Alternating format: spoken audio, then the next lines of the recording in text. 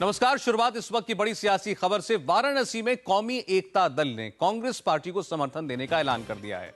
मुख्तार अंसारी के भाई अफजाल अंसारी ने वाराणसी में कांग्रेस उम्मीदवार अजय राय को अपनी तरफ से समर्थन देने का ऐलान कर दिया।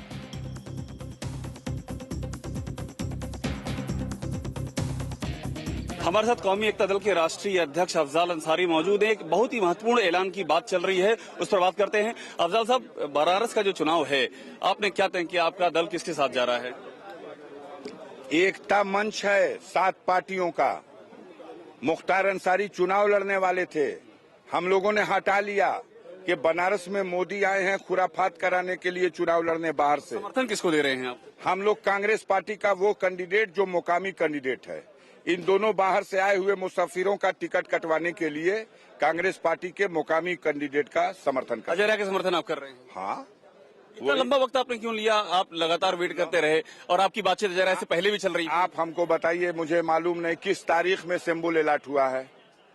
पर अजय राय से आपकी बातचीत चल रही है। सिंबल अलॉट किस तारीख में? पर बातचीत अजय राय से आपकी चल रही है। 28 तारीख को सिंबल हुआ, 29 तारीख को ऐलान कर दिया। विलम्ब कहाँ हुआ? बात आपकी अजय राय से हुई है या कांग्रेस के शीर्ष नेताओं से हुई है? मैंने कहा कांग्रेस पार्टी के शीर्ष नेताओं ने समर्थन के लिए अनुरोध किया था।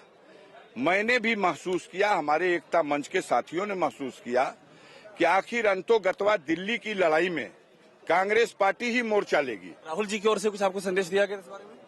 राहुल जी या प्रियंका जी की ओर से? हम नहा करेंगे नन्ना करेंगे। दिग्विजय सिंह से बात हुई है? हाँ हुई है। आपकी बात हुई? जी हाँ। अजय राय से जो एक बात कहा जाता है कि मुख्तार अंसारी की बड़ी पुरानी दुश्मनी है, आप लोगों का भी बड़ी नाराजगी रहती थी, सब बुला दिया आपने इस मौके पर? मैंने कहा कि व्यक्तिगत हित से ऊपर है बनारस का हित। ये 2 मदारी जो बाहर से आए हैं, डमरू बजा के यहाँ की जनता को फंसा रहे हैं, ये चुनाव के 5 दिन के बाद टाटा बाई बाई कह करके जाने वाले हैं दोनों।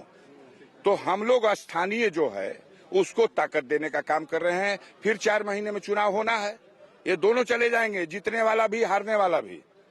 तो हम यहाँ वाले कैंडिडेट को क्यों न जिताएं? इनका टिकट पहले ही क्यों न कटा दें? आखिरी सवाल है कि प्रियंका गांधी बड़ा इंटरेस्ट ले रही है यहाँ के चुनाव में, तो प्रियंका से कोई बात तो आपकी हुई होगी?